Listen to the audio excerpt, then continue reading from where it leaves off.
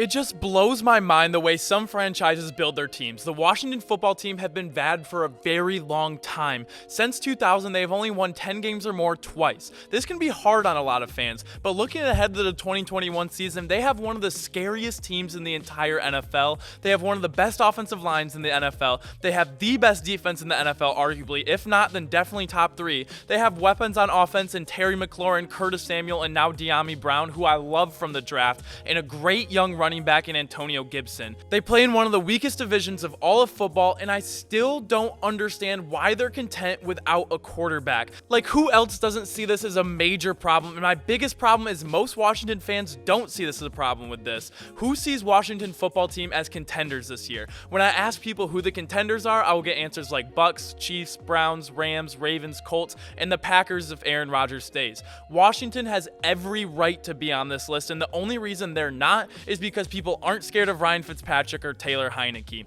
And for the Washington fans I've talked to, I hear a lot of, well, we've been building the right way for years. There's no reason to sell the future and wreck the salary cap for getting an elite quarterback right now. And although I see the process and where they're thinking with that, I just don't agree with that concept, and here's why. Let's look at a few teams. Let's look at the Tampa Bay Buccaneers, the Rams, and the 49ers. The Buccaneers in 2019 went 7-9, missed the playoffs, but obviously had a very talented roster. They were loaded on offense. They had one of the better defenses the back half of the year, and the Bucs hadn't won a Super Bowl since 2002. Enter Tom Brady, and we all know the story. He takes this team on one of the most difficult trips to the Super Bowl and wins it in demanding fashion. But Jameis didn't have Gronk, Antonio Brown, or Leonard Fournette. No, he didn't, and that's exactly my point. These players tend to follow elite quarterbacks that they think they can win a ring with. Washington isn't getting anyone on discount. They're either paying fair for them or they're underpaying them because they're still on their rookie contracts and they're going to have to pay for them in the coming years. Nobody thought the Bucs could win a Super Bowl, but the team just needed the right quarterback. But this isn't the best example because they got Tom Brady in free agency, so let's look at a better one. To a fan, Super Bowls are everything. Although it's exciting to make the playoffs and win a game or two, fans can get very antsy. The next example is the Rams, who haven't won a Super Bowl since the greatest show on turf era when they win their last Super Bowl in 2000. 21 long years the fans have waited to celebrate and storm the streets. That being said, they had it all. They had a genius coach, an amazing defense led by the best defensive player in the league, a really good offensive line, and a running back who was league leading in rushing in almost every category. But in their last Super Bowl appearance a few years ago, the Rams had Jared Goff, the Patriots had Tom Brady. And although the Rams had the better team overall, they had a high-powered #1 ranked offense that scored 33 points a game and a very solid defense. The position who touches the ball and makes decisions for every single offensive play becomes that much more important when the lights are the brightest. And this is where I see Washington right now. They both have talent all around, but the Rams finally said, screw it. So what if we don't have a first-round draft pick for the next 4 years? Our championship window is now, and with Jared Goff, we're just seeing a fringe playoff team. We might make a run, but underdogs in our own conference and maybe even in our own division. They said, let's go out and get a guy like Stafford, and now look what happened. We all rave about how good we think the Rams are going to be and that they're a top 4 Super Bowl favorites.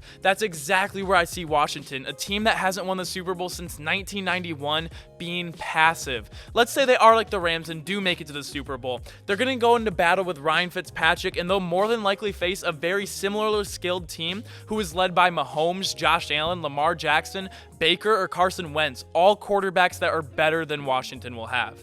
And for another example, a team that I don't think is doing the right thing and it's the road that Washington is heading down is the 49ers. Another team with insane talent all over the field, and that was just in a Super Bowl loss recently without an elite quarterback. And they're in a very good situation with Jimmy G, who I think is a good quarterback, but is also very injury prone and not clutch in big moments. Now they have Trey Lance, who I'm very high on, but also with young quarterbacks, you just have no idea how they're going to pan out. Young quarterbacks to me are perfect for teams on the rise, like the Chargers and the Cardinals, not teams that are Super Bowl ready right now like the 49ers. And the NFL is so volatile with injuries and other teams getting better and players wanting bigger contracts. The turnaround for teams that make the playoffs multiple years in a row is a lot lower than you'd think. And the time that Trey Lance is ready to be a Super Bowl winning quarterback, who even knows where the Niners will be with their roster? And same goes for Washington with whoever they have their eye on in college right now. And their situation, even if they wanted to draft a guy out of college, they would have to trade up anyways to get an elite college quarterback because they're going to be picking later in the draft,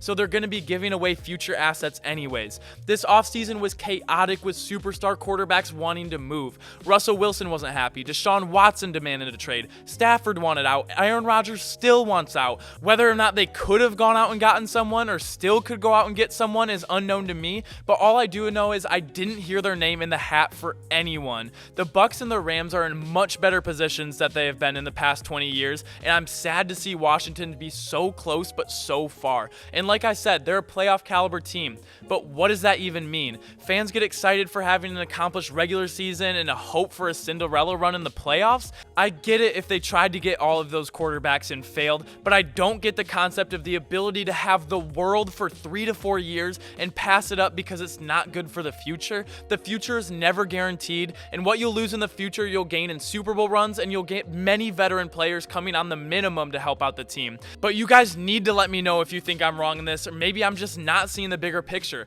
or maybe people are just too focused on the bigger picture and not focused on the right now. They're in one of the softest divisions of all of football. I think their time is right now. They even gave the Super Bowl champions a run for their money better than the Chiefs did in the playoffs last year. I think they should attack it because they have an amazing football team on their hands. They just don't have the right quarterback. But let me know what you guys think. This just continues to boggle my mind. If they haven't gotten them, okay, but they're not even in the running. They're not even looking for it. Why are you worried so much about draft picks when you have a Super Bowl winning team on your hands? All you need is a quarterback, and you're not going out and doing it. What happens in a few years when the defense blows up, the offensive line gets worse or hurt, or what happens in a few years and your quarterback that you draft doesn't turn out? What happens then? Make sure to let me know what you think. Make sure to like the video if you like videos like these. Make sure to comment down below what you think about this take, and make sure to subscribe if you enjoy daily sports content. I appreciate y'all so much. Thank you for checking out the channel. I really appreciate it. I will see you all tomorrow. Peace.